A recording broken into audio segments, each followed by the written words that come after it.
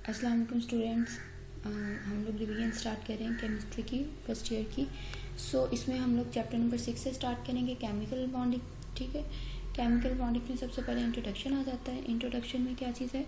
Chemical bonding. नाम से show हो रहा है कि इसमें हम क्या करा रहे हैं, डिफरेंट एलिमेंट्स के आपस में बॉन्डिंग करा रहे हैं। ठीक है, तो केमिकल बॉन्डिंग क्या होती है? एक फोर्स होती है जो कि दो मुख्तलिफ एलिमेंट्स के एटम्स को या आयंस को क्या कर सकती है, होल्ड कर सकती है tightly to form large variety of compounds. के मुख्तलिफ कंपाउंड्स बनाने के लिए हम इस फोर्स से दो मुख्तलिफ एटम्स और आयंस को कंबाइन कर सकते हैं। अच्छा, इसकी वजह क्या है कि हमें ज़रूरत क्यों महसूस होती है केमिकल कम्बिनेशन के लिए?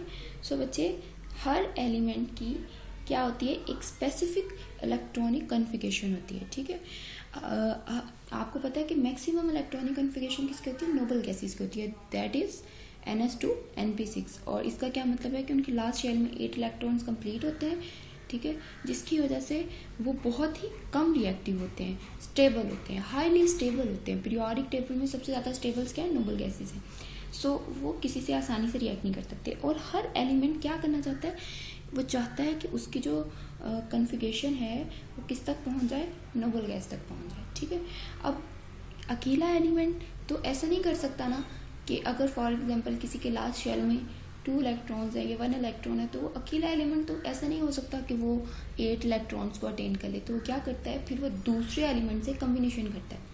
अब वो कम्बिनेशन करने के लिए उसको या तो अपना कोई इलेक्ट्रॉन लूज करना पड़ता है, और अगर उसे किसी एक आध इलेक्ट्रॉन की ज़रूरत है तो वो किसी ऐसे एलिमेंट को अपने साथ कंबाइन करेगा जहाँ से वो एक एटम से कोई इलेक्ट्रॉन ले, ठीक है, और ख़ुद को स्टेबल करें। ठीक है, ये क्या होता है? Loss of electron, gain of electron. इससे क्या कर सकते हैं कि वो अपनी नोबल गैस की कॉन्फ़िगरेशन को अटेन कर सकते हैं। ठीक है, मैक्सिमम 8 इलेक्ट्रॉन वैलेंस शेल में हों, इसको क्या कहते हैं? इसको ऑक्टेट रूल कहते हैं। ठीक है, लेकिन आप लोग को बहुत अच्छे से पता है कि ऑक्टेट रूल जो है वो यूनिवर्सल नहीं है। इसका मतलब क्या है? बहुत सारे ऐसे एलिमेंट्स हैं जो स्टेबल हैं लेकिन वो ऑक्टेट रूल को फॉलो नहीं करते। इसका क्या मतलब है कि उनके लास्ट शेल में 8 इलेक्ट्रॉन कंप्लीट नहीं होते, इसके बावजूद वो बड़े स्टेबल होते हैं।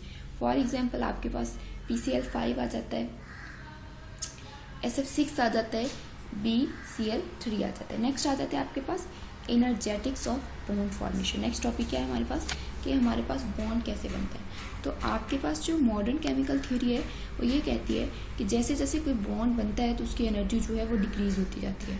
फॉर एग्जांपल, जब हम 2 हाइड्रोजन को इतना करीब ले आते हैं कि उनके दरमियान एक बॉन्ड बनना शुरू हो, तो क्या होता है कि 2 तरह की फोर्सेस होती हैं। एक अट्रैक्टिव फोर्सेस होती है, एक रिपल्सिव फोर्सेस होती है, और ये दोनों एट अ टाइम उसके ऊपर एक्ट कर रही होती हैं। ठीक है, अब अगर तो क्या है, अट्रैक्टिव फोर्स डोमिनेट कर जाती है, ज़्यादा हो जाती है, तो मॉलिक्यूल क्या करते हैं, मतलब एटम्स जो होते हैं वो एक दूसरे के करीब आते हैं और उनके दरमियान बॉन्ड बनना शुरू हो जाता है। ठीक है, लेकिन अगर रिपल्सिव फोर्स डोमिनेट कर जाए तो एटम्स क्या होते हैं, एक दूसरे से दूर दूर जाना शुरू हो जाते हैं और बॉन्ड क्या हो जाता है, ब्रेक हो जाता है। ठीक है, अच्छा जी, अब एक पॉइंट ऐसा आता है जिसके ऊपर क्या हो जाता है कि आपके पास अट्रैक्टिव फोर्स किसके बराबर हो जाती है, जो आपके सिस्टम की जो अट्रैक्टिव फोर्स है क्या हो जाती है, मैक्सिमम हो जाती है।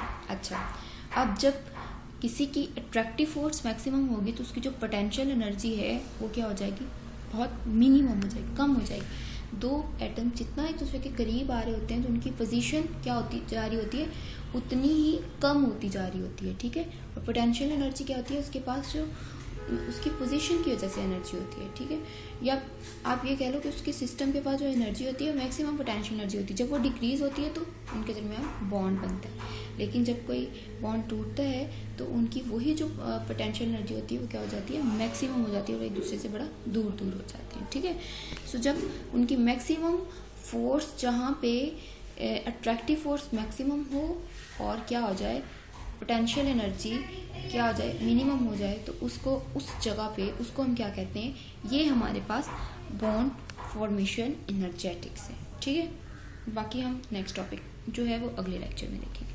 अल्लाह हाफिज़।